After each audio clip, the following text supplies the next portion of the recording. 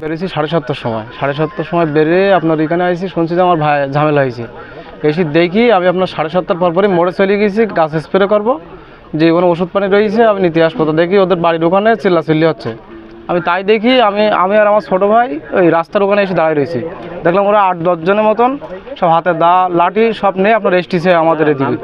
সোহাগ, 1 নম্বরে সোহাগ, শিমুল, রাকিব, ইসমাইল, ইব্রাহিম, আরও আছে, আরও অনেকে আছে, আমার সবার নাম জানা নেই। ওরা এসটিছে। তাই আমি ভাবতেছি যে এসটিছে কোথায়, এসটিছে কি জানে, যা করতে করে আমি দাঁড়িয়ে রয়েছি আমার মতন রাস্তার। আমি ওবারে এবারে ওরা যেই পার মনে করেন আচমকা আমার মনে করেন কোপ মারা স্টার্ট করে দিয়েছে। ওনার হলো এই জায়গায় একটা জমি কিনেছে, ওনার নাম হলো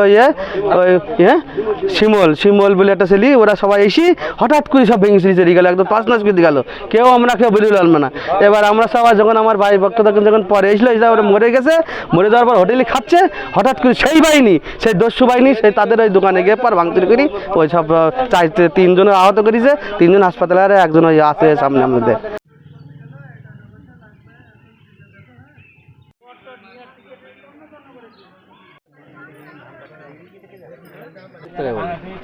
তিনি একটা আইনের লোক, তার নিজের জায়গা কিনেছে, জায়গা কিনে সেই সাইডটি পথ দিয়েছে, এমনকি 20-30 টলির মতন এমনকি মাটি দিয়েছে যে সবাই যেন বেরোতে পারে, কারো অসুবিধা যেন না হয়।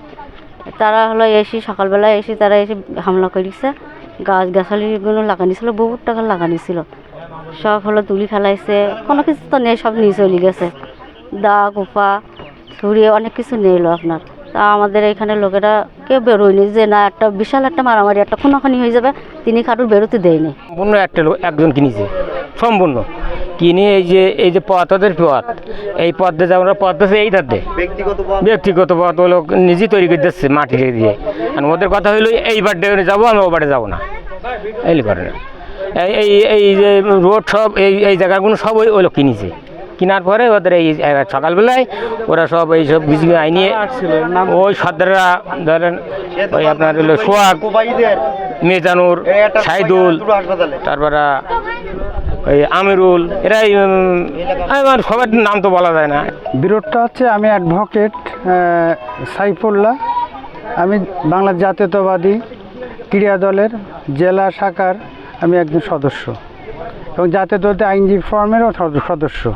বাট আমার সর্বপরিচয় হচ্ছে আমি একজন আইনজীবী।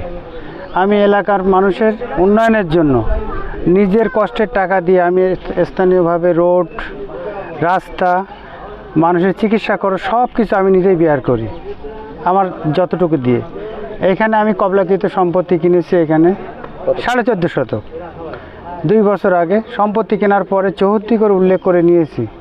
উল্লেখ করার পরে এখানে দুষ্কৃতকারী কিছু আওয়ামী লীগের দোসর তারা সম্পত্তি দেশে আসছে। দেশে আসার পরে তারা আমার কাছে বিভিন্নভাবে বলে যে চাঁদা দিতে হবে, আপনি বাড়ি করছেন, এই করছেন, ওই করছেন। আমি বলছি 5 আগস্টের দিন আগে কিন্তু নাই।